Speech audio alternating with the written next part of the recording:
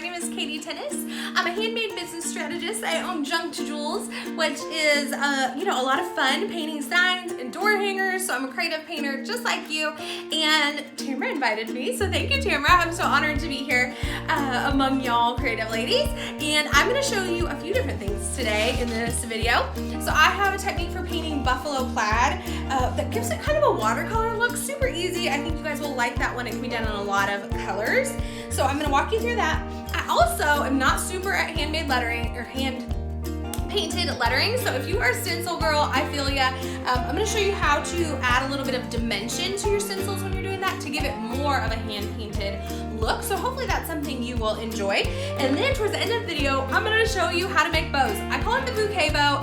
No skills necessary. If you have been stuck on bows and all the twisting and turning just gets you flustered, do not worry about this one. This one is super easy and you will like that, and it'll raise your whole door hanger painting game, I think. So that's a fun one. This is also interchangeable, so if you want to use not only the circles, but you could add a pumpkin, an ornament, whatever you like. So I kept this one nice and neutral as an interchangeable.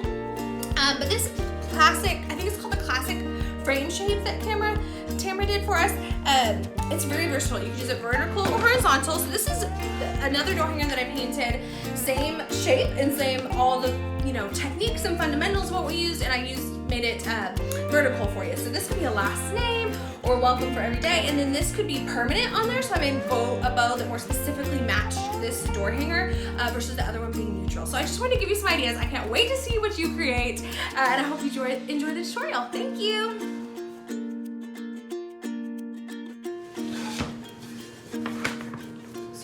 Your classic frame that Tamara provided. This is a great everyday shape, so many possibilities, and you can do it horizontal or vertical for your customers. And then I did a few 7-inch circles. I thought that looked nice on here and allows for the pattern we're going to paint around it. I use, I guess it's 1/4-inch sandy ply. It's funny because some sheets are different colors, but it's both the same thing. You could do whatever you usually do your door hangers out of. And when we get to the attachment of this part, you could do Velcro. I've ordered industrial strength Velcro off of Amazon before, or you could do permanently attach it, with some E6000 or something like that if you just like the dimensional look. But those are the options for you.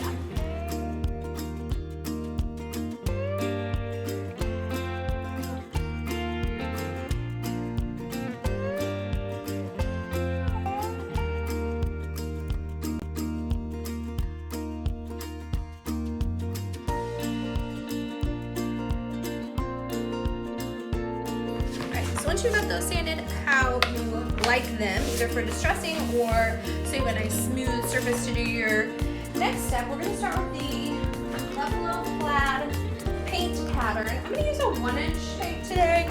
You can use whatever painter's tape width you want. Just kind of scale it to your project. I mean, there's a little bit more work involved with the smaller width tapes, like you have more tapes and moving, but I promise it's easy and it's worth the hassle. So you're going to tear your first piece off about the width you think you need, and then we're going to start down here. So I'm thinking these 2 points are even, so I'm going to put my first piece there. So see how it's evenly placed right there. So that makes for sure that my first piece is nice and straight.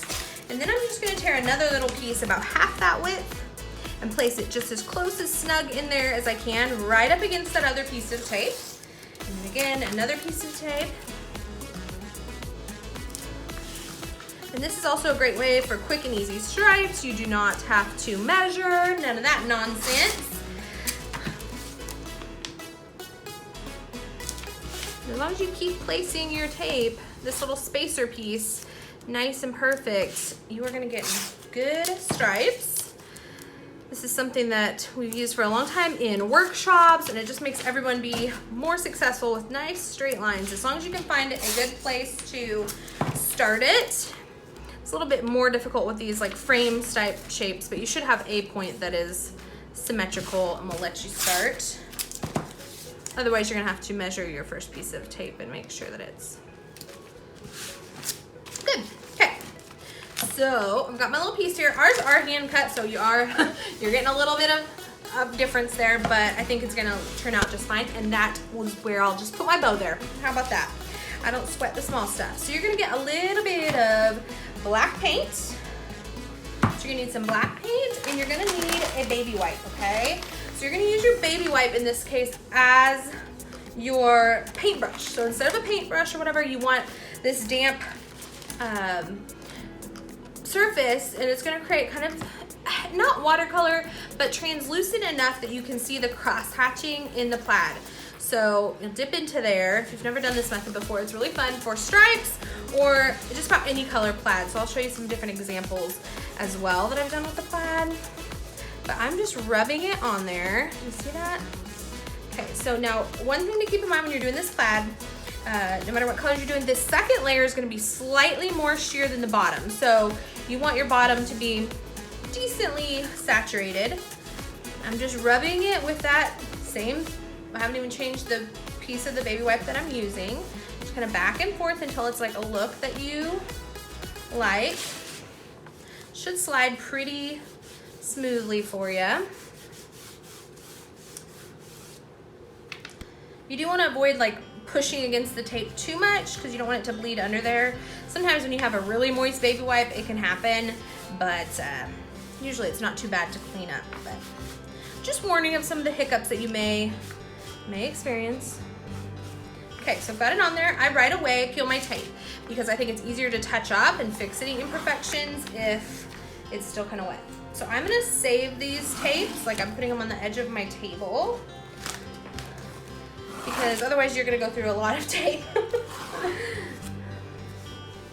So now we just have some cool stripes, which would be really cute for Halloween, right? With a pumpkin in it or something. Really just classic black and white there. It's just cute. Right.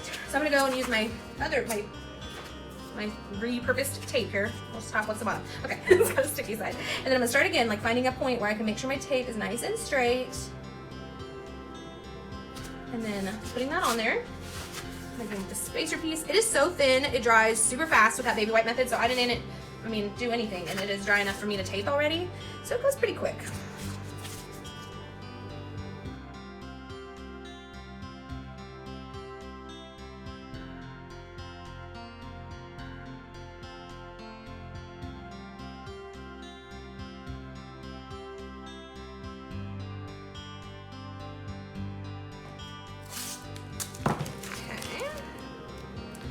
My last piece on there and peel that up.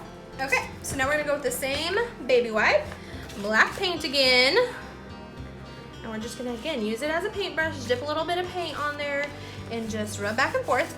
So see where I mean it needs to be slightly more sheer, so you can see the bottom layer that we put on through this layer, okay? So that's important, otherwise it's gonna look like we have just two stripes going in different ways. We want it to look like plaid and get that layered effect. So the sponge helps with that, and then just making sure it's sheer.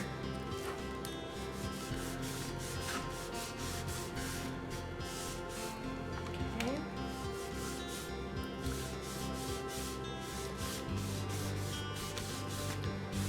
You can just go with like a clean part of the rag that has less paint on it and remove some if you feel like you got too heavy.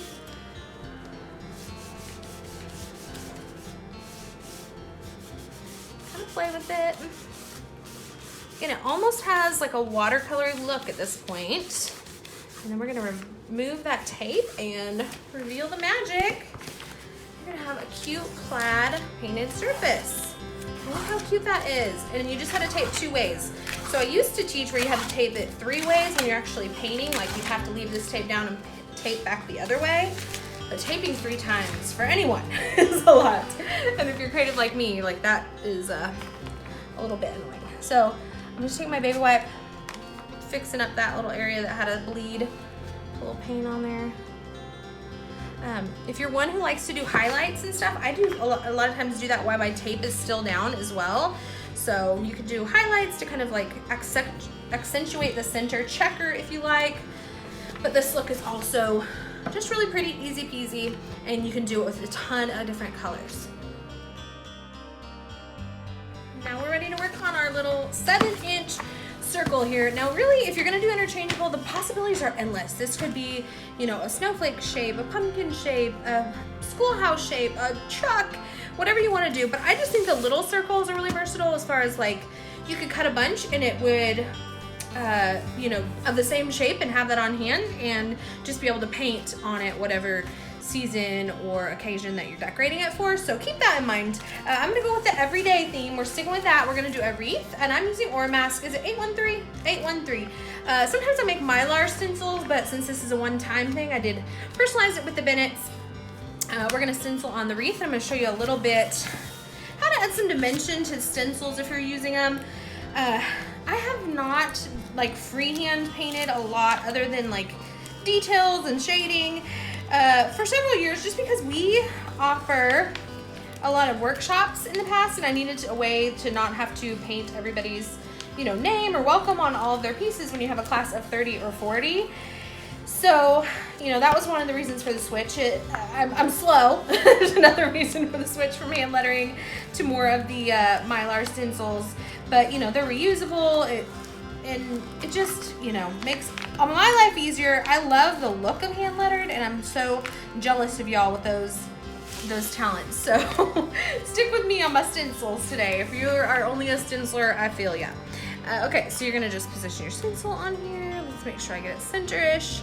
I did keep the design at like 6.5 inches, so I have like a 1/4 inch border all the way around. I'm gonna apply that. And then I have some green paint, and usually when I'm painting, I'll do like the true shade I want. Look, so this is a green, it's like holly green. You could go more hunter green, and then a white or a black to kind of create multiple like shades of the same color. So with this, you just get a paint sponge, dab it off a couple times, and then cover your stencil. So I'm gonna get a base coat on here of that original green color.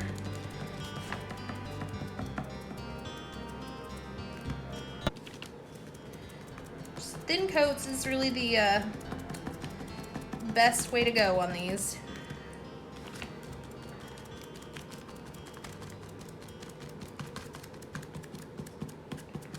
Okay, so I kind of got that base coat. It dries really quickly because I've done it thin. And then I can dip into that white paint where I already have like some green on there and kind of mix a color on my sponge that's like a shade or two lighter, so I can create some dimension within the leaves. So I just kind of, not full coverage on this one, just sprinkle it around.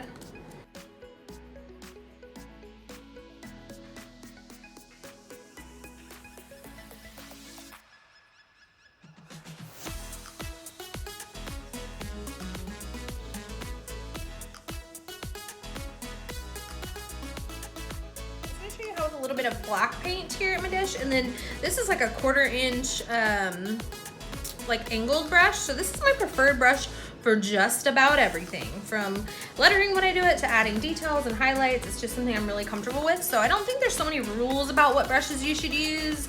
I think that, you know, something different works for everybody. So somebody may hate this type of brush, and that's okay. It just doesn't work for them. It works for me. So I'm just gonna take it and kind of add those little leaf dimensions, like highlight, shadows, whatever fancy names you call them. No classical training here, just I will try the wrong way to do something. I'm not afraid to try. How about that? So I figured out a lot of wrong ways to do something, and then how I like to paint, and kind of developed the style that I like.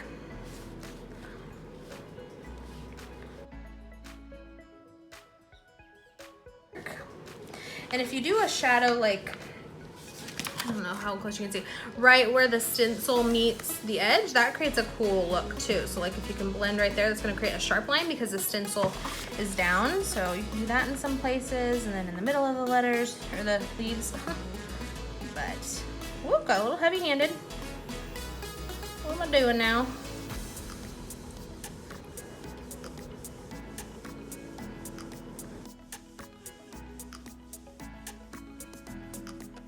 I mean, I haven't done this before. There's not really, like, this specific stencil or this specific door hanger, so it's kind of fun to just try something. If I don't like it, we can just add some more green back over it, so. So on these places where I got a little too much, I'm probably gonna get the green paint and kind of just blend that in. Here's my finger, I'm a finger painter.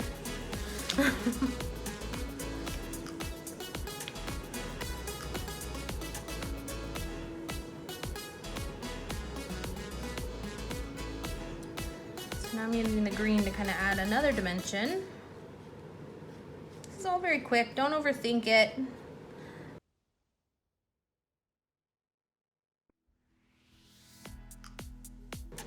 I just wanted them to not be flat. A lot of times when you're using stencils, that's what I see, is you end up with a very flat look versus something that is hand painted. So we're gonna go ahead and peel this off.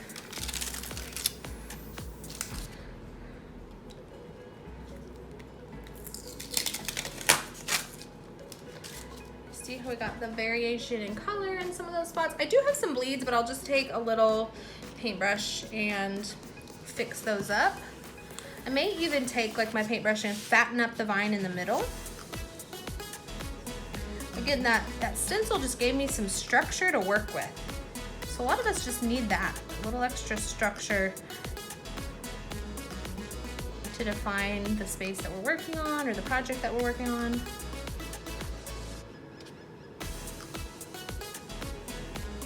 Similar to how like some of the engraved pieces I've seen Tamara work with, just creates that, you know, where the line's supposed to be, you kind of know where it's supposed to be, so that makes it a little bit easier probably, right?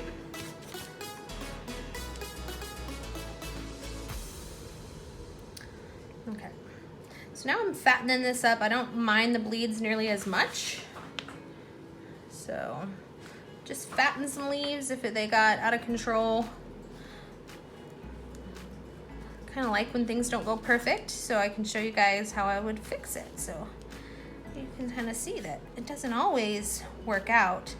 And y'all are probably more harsh on yourself than any customer is ever gonna be. So when I take workshops, and if I'm like, somebody is looking at that close at your door to realize that your leaves aren't perfectly the shape same, they better, I don't want them hanging out of my house if they're critiquing me that close, right?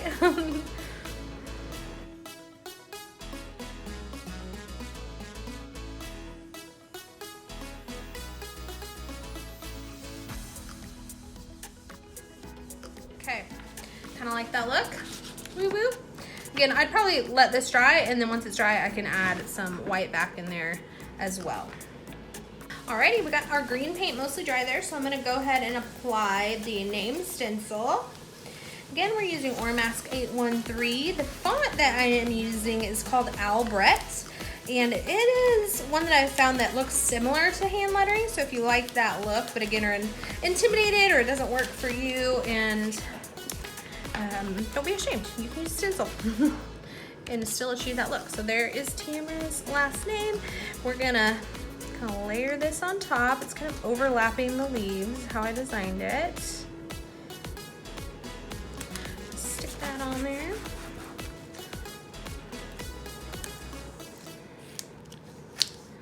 This tees are giving me a little bit of fits, so I'm gonna have to adjust these little pieces in here. Sometimes it happens.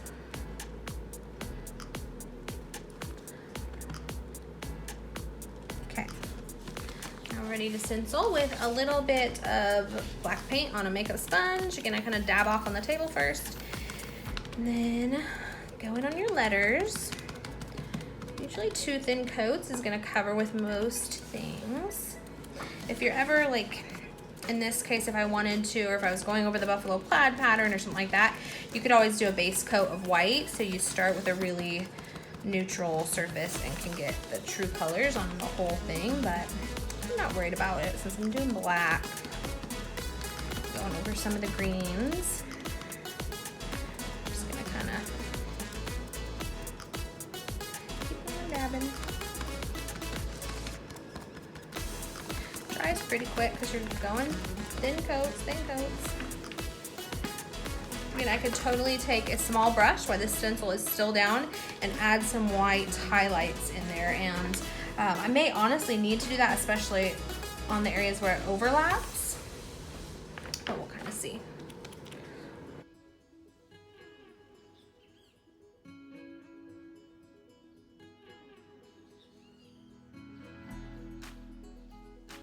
if you want to see this, how I added some dimension and highlight before I go ahead and pull off the stencil, this is what it looks like. Just kind of adding a little bit of white in there. And we're gonna peel that off.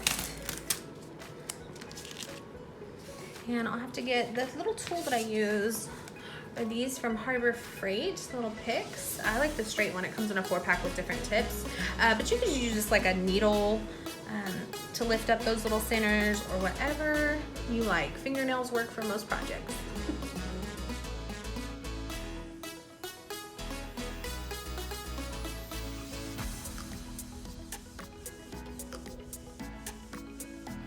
For your ribbon selections, you're gonna want at least 3 ribbons. Sometimes I do 4, 5, 6, depending on how many colors my project has in it. But today we're gonna stick with some neutrals, and black and white and burlap is gonna look great on the buffalo plaid project that we created. So I have a unique way of teaching bows that I think helps most people who get tied up with the twisting and all that. So this is like, I'm gonna call it a bouquet bow, okay? So you're gonna need probably 6 pieces to start out with, 2 of each of your ribbons in this case, at 12 inches long.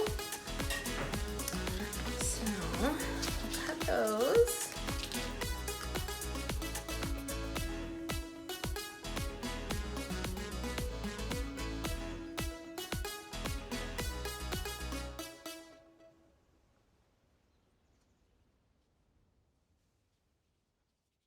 And you can use the 1.5 inch or the 2.5 inch, which are the most common. I've used up to the 4 inch, but as long as they're wired ribbon, they're gonna work really well for you. And then you need 1 zip tie per bow. So all you're gonna do is take that strip and fold it, the one end to the halfway point. And I eyeball. If you need to use a ruler or a yardstick like I have down here, that's fine too. But you're basically just creating a loop there, and then you can kind of pinch and pleat, just kind of gather it. So the hardest part may be holding it in your hand while you're doing this. So I hold in my left hand and work with my right hand because I'm right-handed, but you can do whatever you feel comfortable with. So again, I'm taking the black ribbon here and I'm folding about halfway down, and then pinch and pleat, and then put that together. So I just rotate through my ribbons. And this ribbon feels very small to me, this bow that we're making, because I usually make like 24-inch door hangers, and this one was like 16 inches. So I'm trying to scale my bow down. So keep in mind the 12 inches is gonna make a kind of a petite bow.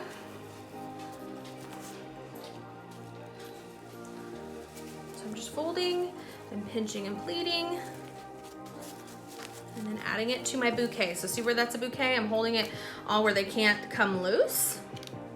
And then allows you to place the ribbons, like, so I'm separating the 2 polka dot ribbons here, kind of spacing out. I think we're gonna want 1 more black one, just because I have 2 ribbons that are the same color scheme. I would like a little more black in there, and odd numbers is nice as well. So let me cut 1 more of the black. So you're creating a loop and a tail for each piece of ribbon. So again, so here's my ribbon. I'm gonna fold it down to about to the halfway point, and then scoop it on up. So see, cute little bow there, right? I'm gonna take my zip tie where I've been pinching with my hands and carefully place that around here. Does not have to look cute yet, okay? So make sure it catches your folds. Put them in there. Now, at first I want it like tight enough where I could still manipulate the ribbon if I want, and then I'm gonna really snatch it down there. So you kind of put your fingers, open up each little loop.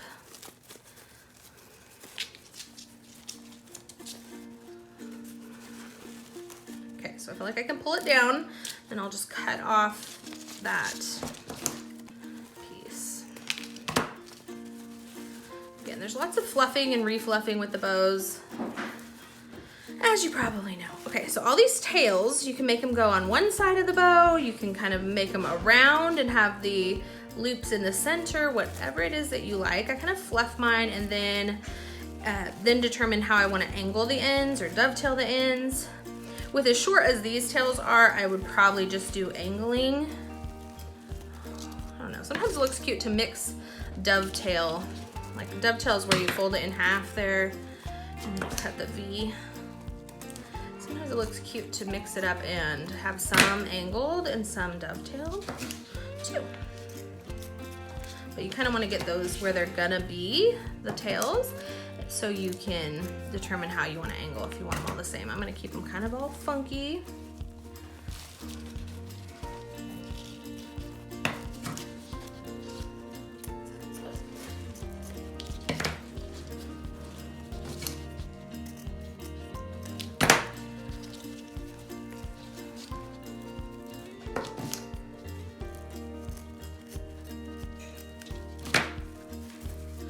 So now I think I've finished most of my ends, and now I'm ready to attach it to my project, which I just use a heavy duty staple gun, and I will show you that. Cute, right? How cute is that? And if you can wrap up a couple little strips of ribbon and fold them in half, you pretty much can make a bow. If you are ready, you've got your background painted with the buffalo, check. You've got your interchangeable middle piece and a neutral bow that's gonna work really well no matter what the season is. We change out on this little circle. So I use wire hanger usually, so I would drill holes and put that on, and then decide on my bow placement and kind of where I'm gonna place the center piece there. I like to keep my bow like to one side or the other. We kind of said we had like a flubbed up area on this side, so I'm gonna just go there. And I'm gonna use my heavy duty stapler. This is one that's at Walmart, and then you just need like a stapler that is gonna be shorter than your wood. You don't want it to go all the way through the back of your wood or poke through, you know? So depending on what wood you use, keep in mind the staple you actually need to use. So I just find a couple spots to attach this. I'll kind of place it. This will help you manipulate your bow if you feel like it's not perfect. Trust me, you can save a lot of bows with a stapler. So at least 2 good staples to hold it on, but you may need more, like I said, to make sure the tails and the loops are exactly where you want them.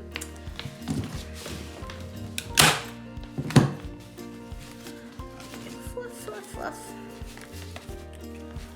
Okay, so that guy's pretty cute. And then I'm gonna eyeball in the center. You could totally measure, but I'm gonna stick, I've got the industrial strength Velcro. You got a hook side and a loop side. I actually don't know which is which, but I'm gonna stick one on the back of my project. And you could probably do 3. We're just gonna do 1 for today's sake, but 1 right in the middle, and then I'm gonna stick the other side that matches it right on top there. And then peel off the backing, and then I can place it. Kind of where I want it. Okay, give it a good press. That's gonna hold it on there. My pieces are pretty lightweight. You probably wanna give it 20 or 30 seconds, but then you could, you know, change out and match up any circle that you have to put on here, or cut out shape. And you have your cute buffalo background, and then the bow on there. Like I said, could go on the wire or whatever you use to hang it, or you can staple it right to your piece, depending on what you want. You may want it on the wire if you're gonna change out for every season, so you can add a cute bow. But I think that's an adorable piece, very versatile, and hopefully you learn some fun techniques too.